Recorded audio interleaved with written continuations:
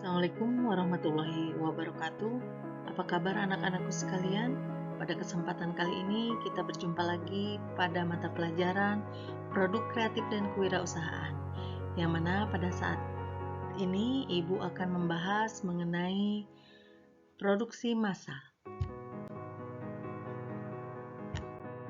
Pada materi produksi massal ini ada beberapa kompetensi dasar yang harus kalian miliki, yaitu 1. Menganalisis perencanaan produksi massal. Yang kedua adalah membuat perencanaan produksi massal.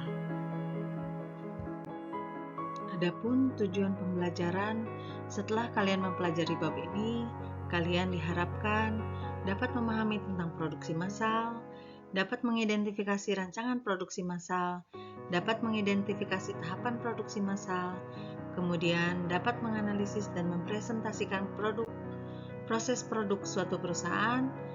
Yang terakhir adalah kalian dapat membuat dan mempresentasikan rancangan produk sesuai dengan jurusan. Baik, untuk mempersingkat waktu, ada yang tahu apa itu produksi massal? Produksi massal merupakan sebuah metode memproduksi barang dalam jumlah besar dengan biaya yang rendah per unitnya. Berikut sifat-sifat produksi massal. 1. Produk berjumlah besar. Umumnya penerapan produksi massal dilakukan untuk menghasilkan sebuah produk dalam jumlah besar. Hal ini untuk memenuhi permintaan pasar terhadap sebuah produk secepat mungkin, sehingga diambil langkah-langkah untuk memproduksi massal produk tersebut. 2. Mempunyai urutan peralatan dan pengerjaan. Sistem produksi massal bekerja dengan cara menyusun semua peralatan berdasarkan urutan pengerjaan dari produk yang akan dihasilkan. Proses ini disebut product layout atau departmentation by product. 3. Variasi produk sangat rendah. Kebanyakan sistem produksi massal hanya untuk menghasilkan produk yang sama. Dengan kata lain, variasi produk yang dihasilkan sangatlah kecil dan sudah distandarisasikan. 4. Menggunakan mesin khusus, yaitu mesin-mesin yang digunakan dalam proses produksi massal untuk menghasilkan produk bersifat khusus. Yang kelima, tidak membutuhkan banyak tenaga kerja. Mengapa? Karena dalam sistem produksi massal, peran operator terhadap produk yang akan dihasilkan sangatlah kecil, karena sistem ini menggunakan mesin yang bekerja secara otomatis. Tidak diperlukan seorang operator yang memiliki keahlian tinggi untuk pengerjaan produk tersebut. Baik, selanjutnya adalah perencanaan produksi massal. Dapat kita lihat dalam grafik berikut. Perencanaan produksi massal adalah proses menciptakan ide produk dan menindaklanjuti sampai produk diperkenalkan ke pasar. Ada persiapan, penjadwalan, pengadaan, proses, penyelesaian, dan QC. Persiapan merupakan di mana perencanaan produksi massal dimulai. Kemudian penjadwalan itu adalah proses membuat jadwal kapan produksi akan dilaksanakan. Sedangkan pengadaan merupakan proses atau kegiatan mencari komponen yang diperlukan dalam proses produksi massal. Proses itu sendiri adalah mulai pembuatan produk yang akan diproduksi secara massal. Kemudian, sedangkan penyelesaian adalah proses menyelesaikan produk tersebut. Kemudian yang terakhir adalah QC. QC adalah quality control yang merupakan tahapan penting dalam perencanaan produksi massal. Apakah produk itu sudah layak diperkenalkan ke pasar?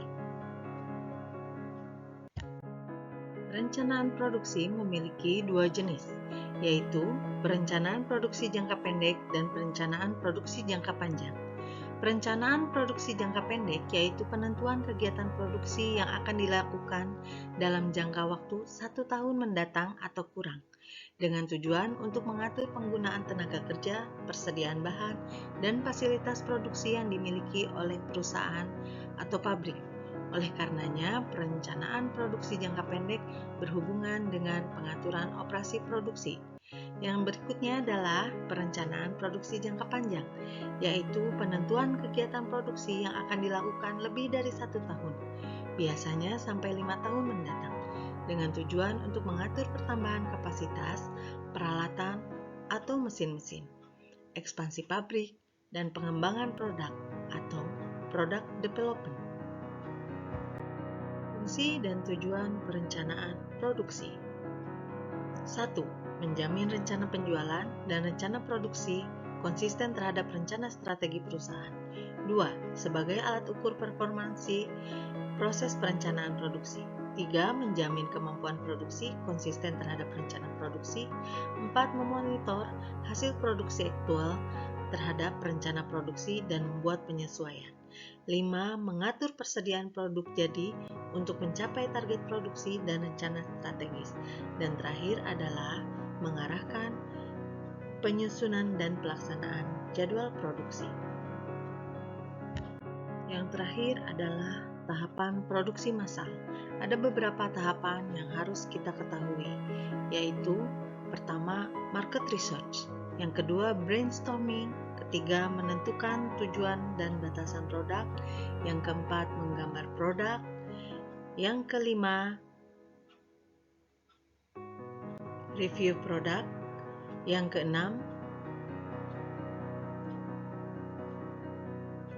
uji coba produk, yang ketujuh, membuat prototipe, yang kedelapan, baru melakukan proses produksi massal.